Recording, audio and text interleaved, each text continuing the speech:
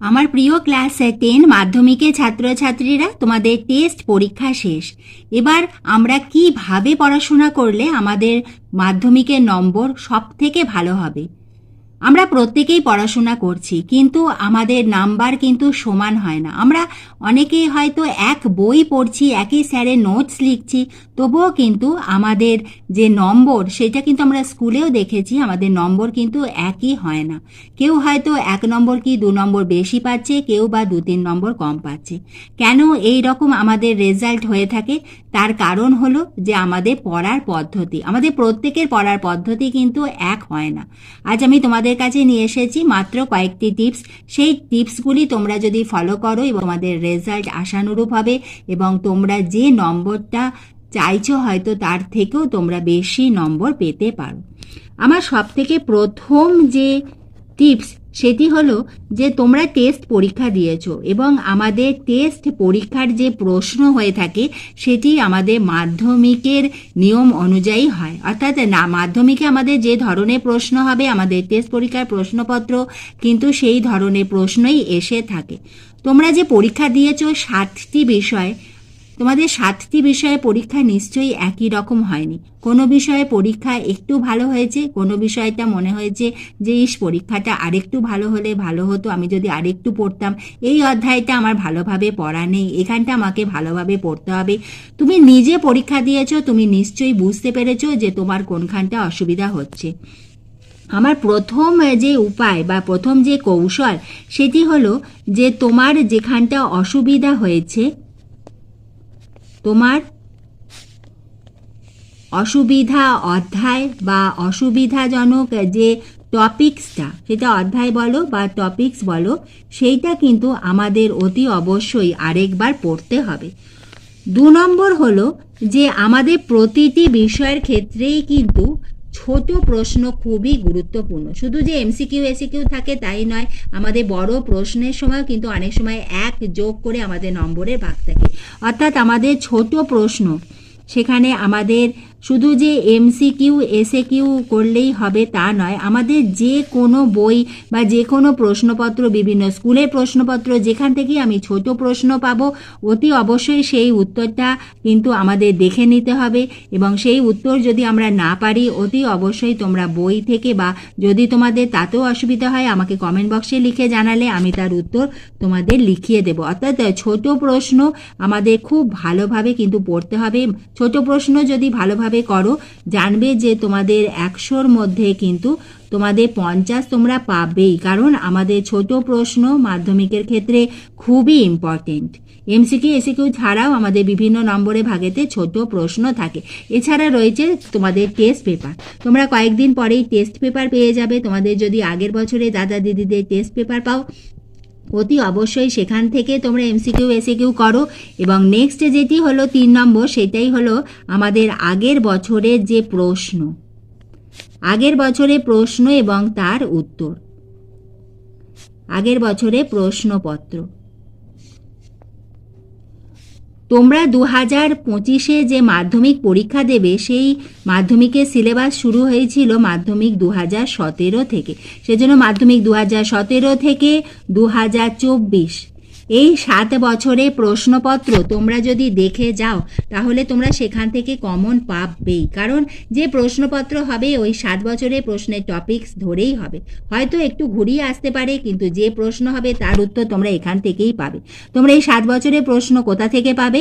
তোমরা এই video description বক্সে যাও অথবা ভিডিও শেষে এন্ড স্ক্রিনে আমি তোমাদের ডিপি দিয়ে দেবো, সেই ভিডিওতে ক্লিক করলেই পেয়ে যাবে তোমাদের প্রতিটি বিষয়, বাংলা, ইতিহাস, ভূগোল, ভৌতবিজ্ঞান, জীবনবিজ্ঞান, অঙ্ক, প্রতিটি বিষয়েরই ছোট প্রশ্ন অর্থাৎ এমসিকিউ এসিকিউ উত্তর সহ সম্পূর্ণ প্রশ্নপত্র আমার দেওয়া আছে। আমার চ্যানেল স্টাডি ফর এডুকেশনে গেলে সেখানে তোমরা কিন্তু বড় প্রশ্নেরও উত্তর পেয়ে যাবে এবং ভৌতবিজ্ঞানের অঙ্ক আমার করা রয়েছে।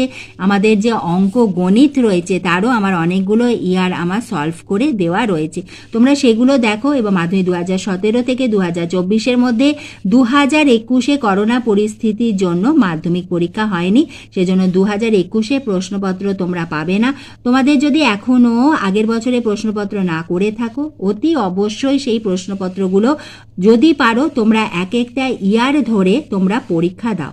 আজ ধরো তোমরা মাধ্যমিক 2017 অঙ্ক দিলে, দুদিন পরে তোমাদের ভূগোল দিলে, এইভাবে কিন্তু তোমাদের পরীক্ষা দিতে হবে। বিশেষ করে যে বিষয়টাতে তুমি দুর্বল, বিশেষ করে অঙ্কতে কিন্তু আমাদের পরীক্ষা দিতেই হবে, এবং সেই পরীক্ষা কিন্তু তোমাদের পরীক্ষার সময় হলো মোট 3 ঘন্টা।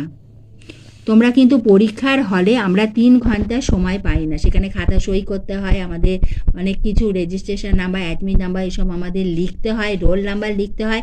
সেজন্য তোমরা যখন পরীক্ষা দেবে আমি চাই তোমরা যে টাইমটা সেট করবে সেইটা করবে তোমরা 2 ঘন্টা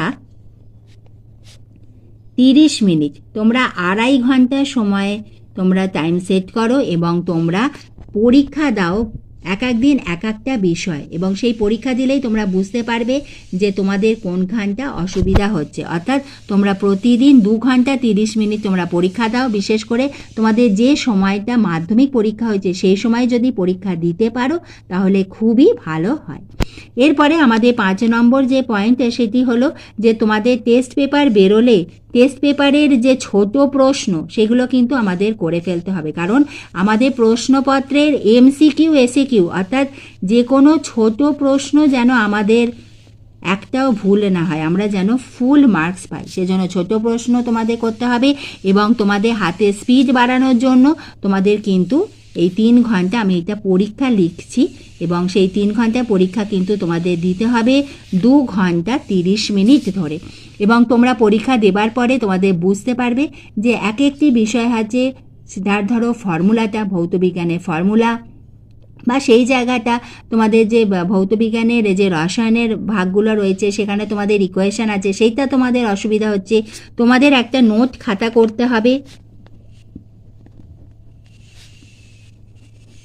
সেই নোট খাতাতে তোমাদের যেখানটা অসুবিধা হচ্ছে সেই নোট খাতাতে লিখে রাখো। অঙ্কেরও সময় দেখবে আমরা অঙ্কটা সলভ করতে করতে ঠিক সেই জায়গাটাই আমরা প্রতি সময় ওখানটাই অসুবিধা হয়, এবং তোমরা টেস্ট পরীক্ষা দিয়েছো, তোমাদের একটি ধারণা হয়েছে কোনখানটা তোমাদের বেশি অসুবিধা হচ্ছে। অতি অবশ্যই তোমরা সেই জায়গাটা নোট খাতাতে লিখে রাখো। পরীক্ষার আগের দিন অতি অবশ্যই সেই জায়গাটা তোমাদের দেখতেই হবে। তোমরা ইতিহাসের জন্য, ভূগোলের জন্য আলাদা আলাদা করে করো, একটা খাতার মধ্যেই ভাগ করে নাও। সামনের দিকটা আমি ইতিহাসে লিখবো, তারপরে ভূগোলে লিখবো, অঙ্ক লিখবো, ভৌতবিজ্ঞানে লিখবো, এইভাবে তোমরা লিখতে থাকো নোট খাতাটা। এবং পরীক্ষার আগের দিন অতি অবশ্যই নোট খাতাটা যদি একবার দেখে নাও, পরীক্ষার সময় কিন্তু তোমার মনে পড়ে যাবে যে নোট খাতাটা যদি পড়ে যাও তোমার মনে পড়ে যাবে যে ওইখানটা আমার অসুবিধা হয়, আমাকে ওইখানটা তোমার মনে পড়ে গেলে তোমার আর কোনো ভুল হবে না। এইভাবে তোমরা নোট খাতা করো। আরেকটি জিনিস খুবই ইম্পর্টেন্ট, সেটি হলো যে তোমাদের রুটিন করে পড়াশোনা করতে হবে। যখন যেইটা ইচ্ছে করছে তখন সেইটা পড়বো না। আমাদের যে মাধ্যমিকের আমাদের যে টোটালটা হবে সেটি কিন্তু আমাদের 700-র মধ্যেই হবে, অর্থাৎ আমাদের 7টি বিষয়কেই কিন্তু গুরুত্ব দিতে হবে। তোমার ধরো 5টি বিষয়ে খুব ভালো নম্বর হলো এবং 2টি বিষয় কমে গেল, তাহলে কিন্তু তোমার পার্সেন্টেজটাও কিন্তু কমে যাবে। সেজন্য আমাদের 7টি বিষয়কেই গুরুত্ব দিতে হবে। জীবন বিজ্ঞান এবং ভূগোলের ক্ষেত্রে আঁকা প্র্যাকটিস করতে হবে, ভূগোলে ম্যাপ পয়েন্টিং করবে। তোমরা যখন উত্তর লিখবে অতি অবশ্যই সুন্দর করে তোমাদের যে এইভাবে বুলেট করে করবে, অথবা তোমরা 1 2 3 4 এইভাবে পয়েন্ট করে করবে, অথবা তোমরা ABCD করে পয়েন্ট করে করতে পারো, পয়েন্ট করে লিখবে। এবং তোমরা যখন পরীক্ষা দেবে সেইভাবেই তোমরা করো, এবং তোমাদের টেস্ট পরীক্ষার রেজাল্ট বেরোলে তোমরা আরও ভালোভাবে বুঝতে পারবে যে তোমাদের কোন বিষয়টা অসুবিধা হচ্ছে। তোমাদের কিন্তু প্রতিদিন ভাগ করে নিতে হবে, আজকে আমি এই সাবজেক্ট পড়বো। অঙ্ককে প্রতিদিন রাখবে, একদিন ইতিহাস, একদিন ভূগোল, একদিন বাংলা, একদিন ইংলিশ, একদিন ভৌতবিজ্ঞান, একদিন জীবনবিজ্ঞান। অর্থাৎ তোমরা একদিন রাখলে বাংলা, ভৌতবিজ্ঞান, ভূগোল, অঙ্ক, আরেকদিন লাগলে ইংলিশ, জীবন বিজ্ঞান, ইতিহাস, অঙ্ক। অঙ্ক সম্পূর্ণ প্র্যাকটিসের ব্যাপার। ভৌত বিজ্ঞানের অঙ্ক প্র্যাকটিস করবে, ইকুয়েশনগুলো লিখে অভ্যাস করো এবং রুটিন করে পড়াশোনা করো। আমি তোমাদের যেরকম 4টি করে বিষয় বললাম সেইভাবে পড়ো, আর যে সময় তোমাদের মাধ্যমিক পরীক্ষা সেই সময়টা বসে ঘড়ি ধরে কিন্তু তোমরা পরীক্ষা যদি দিতে পারো তাহলে খুবই ভালো হবে। এইভাবে তোমরা পড়াশোনা করো, নিশ্চয়ই তোমাদের নম্বর খুব ভালো হবে। তোমাদের সবার জন্য আমি এবং আমার চ্যানেল স্টাডি ফর এডুকেশনের পক্ষ থেকে রইল বেস্ট অফ লাক।